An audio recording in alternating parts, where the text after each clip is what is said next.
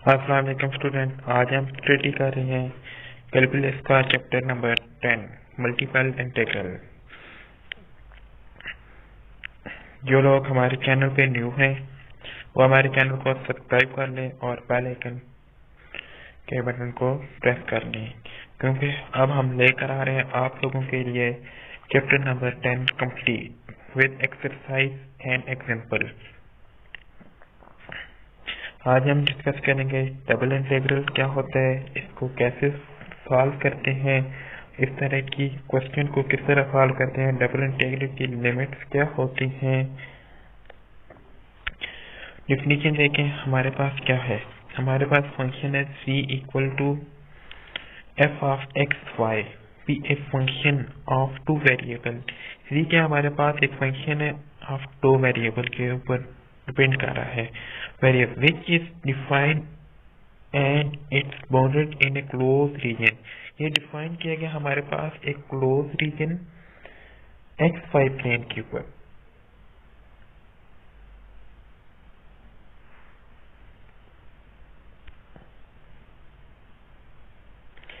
ये डिफाइन किया गया हमारे पास एक क्लोज है, हमारे पास क्या है, एक फंक्शन है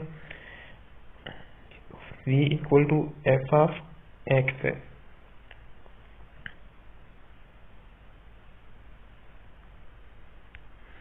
ये हमारे पास एक फंक्शन है f of x y be a function of two variable. ये किसके वेरिएबल के ऊपर डिपेंड कर रहा है, हमारे पास दो वेरिएबल के ऊपर डिपेंड कर रहा है। Define in a bounded in a close region, क्या कहता है कि एक क्लोज रीजन के ऊपर डिफाइन किया जा रहा है।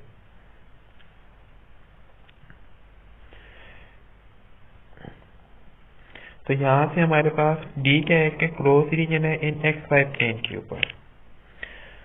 कोई फर्दर सपोर्ट कहते हैं कि हमारे पास D is also bounded, D क्या हमारे पास बाउंडेड होगा, D can be enclose in some circle. D हमारे पास इनक्लोज हो सकता है किसी सर्कल के अंदर, ये हमारे पास डोमेन है, ठीक है। D क्या हमारे पास डोमेन है, मतलब के लिमिट्स क्या होंगी हमारे पास, जो इंटीग्रेशन की लिमिट होती है वो हमारे पास क्या होती है, डोमेन होती है, ठीक है। D can be enclose in some circle, D हमारे पास किसी सर्कल में भी हो सकता है और उसका रेडियस क्या आना चाहिए, 0 से greater.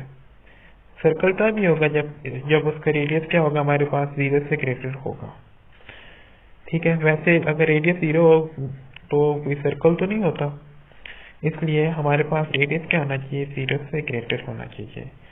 We subdivide into rectangle by line parallel to x axis and parallel y axis. हम इस रीजन को डिवाइड कर सकते हैं रेक्टेंगुलर की फॉर्म में, रेक्टेंगल विच लाई, और हर एक रेक्टेंगल में हमारे पास एरिया क्या होगा, जो डी डोमेन होगी, A1 delta A1 delta A2 delta A3 4 5 up to 1 delta AN हो सकते हैं। ये नीचे हमारे पास फिगर में हम देखते हैं कि हमारे पास एरिया क्या है। We also denote the area of these rectangle by the sum symbol delta A1 delta से हम डिनोट कर सकते हैं।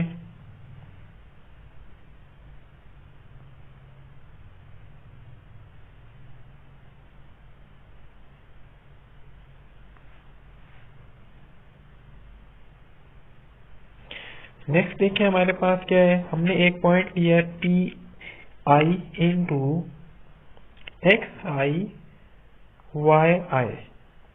ये हमने एक पॉइंट लिया है एक्स वाई प्लेन के ऊपर, और हमारे पास रीजन क्या है, ये हमारे पास एक रीजन है। तो फ्रॉम द सम ऑफ, अब हर एक साइड का, अब देखें यहाँ पे रेक्टेंगल की फॉर्म में एरिया बताया गया है कि जैसे हमारे पास क्या है जी, या इस अगर हमने यहाँ पे एक पॉइंट लिए हुए है तो हम यहाँ पे बेशुमार पॉइंट ले सकते हैं। अब ये सिर्फ जो ये वाला पॉइंट है, ये एक रेक्टेंगल में है, ये एक रेक्टेंगल जो बिल्कुल ये स्मॉल जो मैंने सर्कल लगाया है, ये इसका क्या हमारे पास एरिया फाइंड होगा। इसी तरह हम इसका निकाल सकते हैं। इस हर एक पॉइंट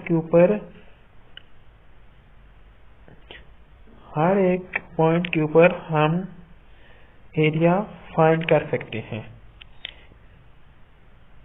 तो इसके लिए हमने क्या कह दिया है कि ये चीज देखें आप, एस क्या हमारे पास सम ऑफ ऑल रेक्टेंगल का एरिया है।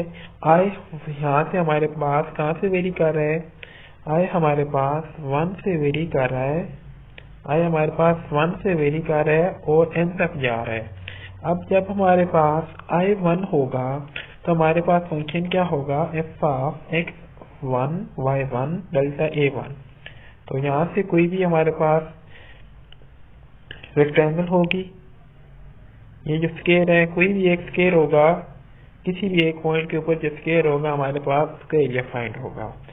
तो जब हमारे पास ये इन तमाम, हम कहते हैं कि ये टोटल कितने n है। अब n की वैल्यू हमारे पास फाइनाइट होगी। यहाँ पे जितने n है हमें इनकी वैल्यू क्या होगी, फाइनाइट होगी। तो हम सबसे पहले i को 1 रखेंगे, फिर i को 2 रखेंगे, फिर i को हम क्या रख सकते हैं 3 अप टू so on। जो i हमारे पास n होगा वो होगा if the limit of s exist. तो ये हमारे पास लिमिट क्या करेगी, एग्जिस्ट करेगी। एज n अगर हमारे पास इंफिनिटी को अप्रोच कर रहा हो, largest diagonal of the rectangle approaches to 0, then हमारे पास double integral of f of x over domain is limit n is denoted by. जब हमारे पास इसकी वैल्यू एग्जिस्ट कर रही होगी इस इंटरवल की, तो इसको हम क्या लिखेंगे, domain of double integral of f of x y dx dy। अब यहाँ से इस तमाम का सम मालूम करने के बजाय हम क्या करेंगे, हम इंटीग्रल को यूज करेंगे। इसी एरिया को हम क्या करेंगे, डबल इंटीग्रल की मदद से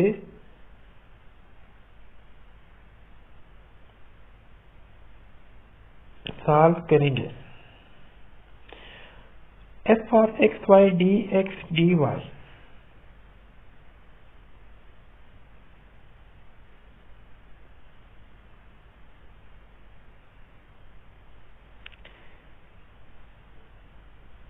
इसको हम लिख सकते हैं f of x y dA। Way dA हमारे पास क्या है, यही टर्म है। dA हमारे पास dx dy के इक्वल है। हमारे पास dx इक्वल है dx dy इक्वल हमारे पास dA के। हमारे पास dA इक्वल है dx dy के। ये वाली टर्म हमारी इक्वल है इस टर्म के। इसको हम इस तरह लिख सकते हैं।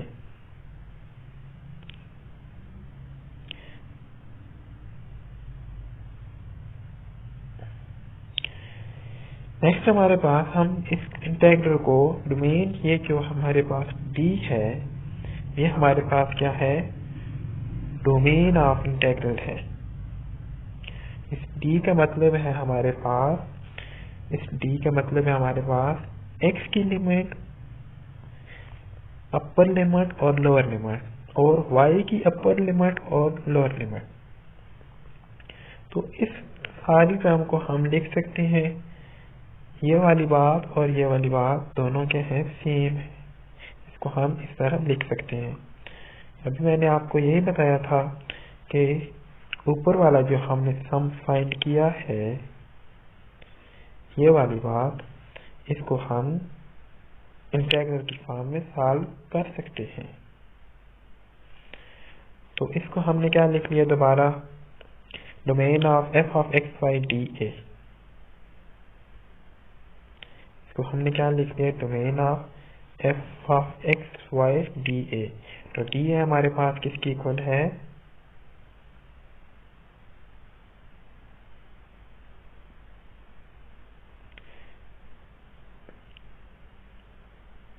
dx और dy के। क्लियर?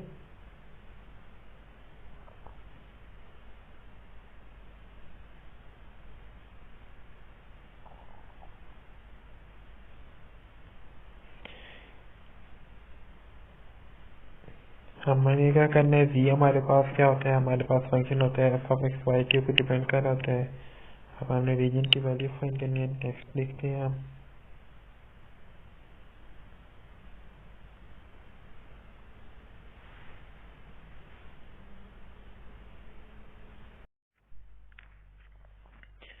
नेक्स्ट हम double integral at this volume.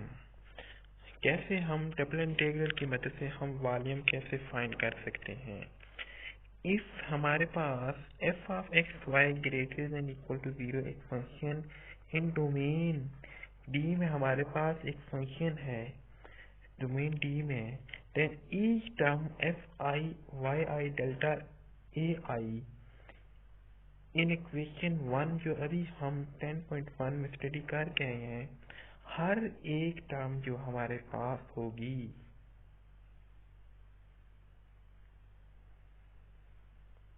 ये वाली जो हर एक वैल्यू होगी हमारे पास, ये क्या रिप्रेजेंट कर रही होगी हमारे पास, रिप्रेजेंट वॉल्यूम ऑफ पेट्रोफाइट विद बेस।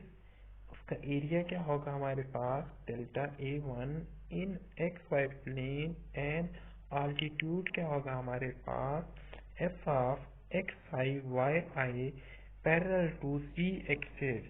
अब हमारे पास जो डोमेन डी में ये वाला एरिया होगा, एक्स वाई प्लेन के ऊपर जो एरिया होगा ये वाला, इसके हर पॉइंट के ऊपर हमारे पास एक पैरेललोपाइड बन रही होगी। वो कहाँ पे बन रही होगी हमारे पास, सी प्लेन में इधर। अब ये जो प्लेन है हमारे पास, ये हमारे पास डोमेन की मुख्तलिफ वैल्यू के ऊपर बन रहा है। जब हमारे पास क्या होगा, इस आई की जगह इस फंक्शन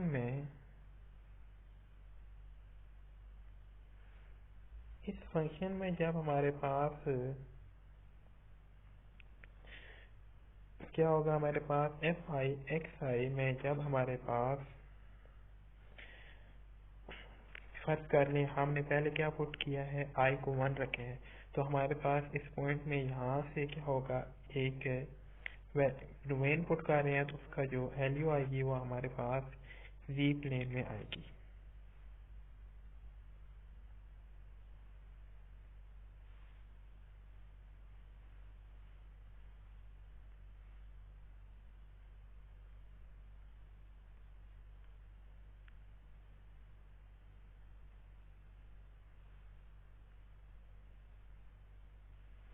जब यहाँ से हम इस फंक्शन में कोई भी वैल्यू पुट करेंगे तो हमारे पास वो डोमेन क्या होगी, हमारे पास एक्स वाई डोमेन में से वैल्यू हम पुट करेंगे तो उसका आंसर हमारे पास जी प्लेन में एक वॉल्यूम आएगा।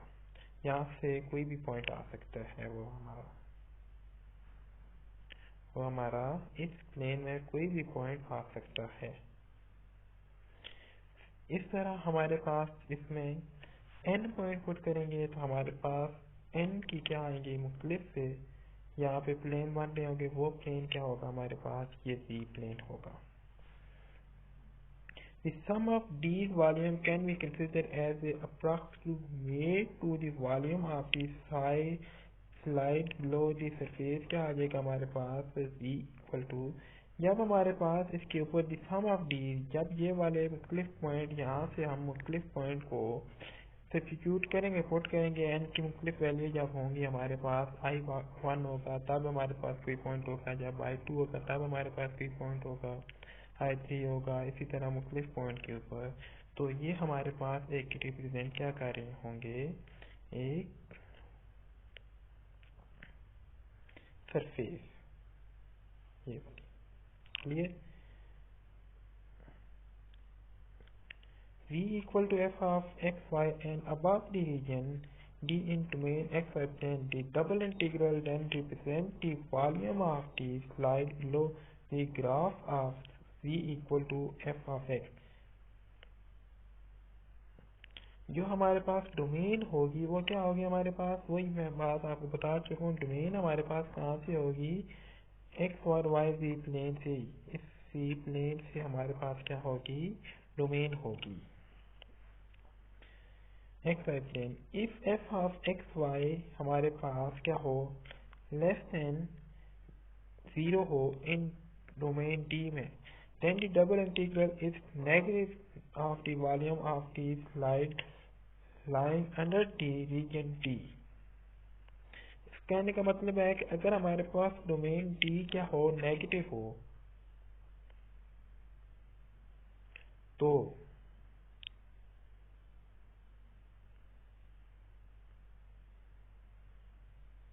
देखें अगर हमारे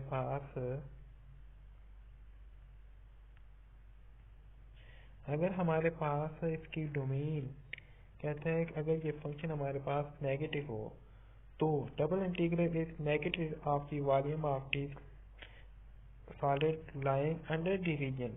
अब देखिए हमारे पास रीजन ये क्या है, ये जो हमारे पास पहले प्लेन बना था, ये वाला सरफेस पे बन रही थी, ये क्या था, अबव द रीजन था।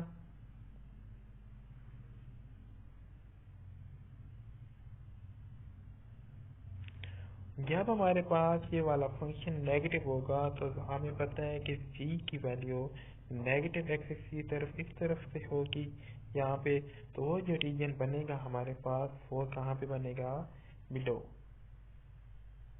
इधर कहीं बनेगा, इस प्लेन से नीचे, जो कि अभी हम यहाँ पे ड्रा नहीं कर सकते। अगर आपको समझ आ गई होगी कि हमारे पास वो रीजन अगर ये वाला ऊपर बना है तो वो इधर नीचे कहीं बनेगा।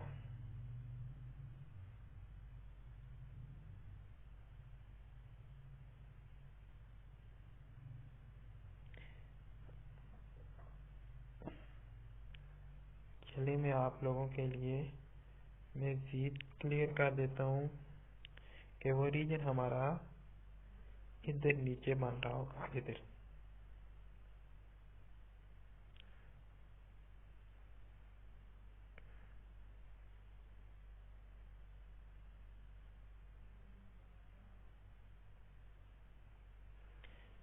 अब आप द सरफेस क्लियर।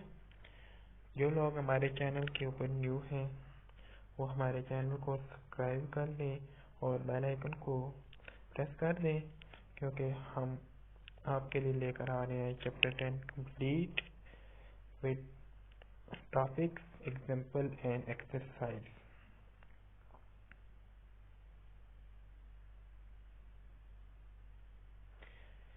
इस चीज में आप लोगों के लिए लेकर आ रहा हूँ पंजाब यूनिवर्सिटी के और सरगोदा यूनिवर्सिटी के पास्ट पेपर।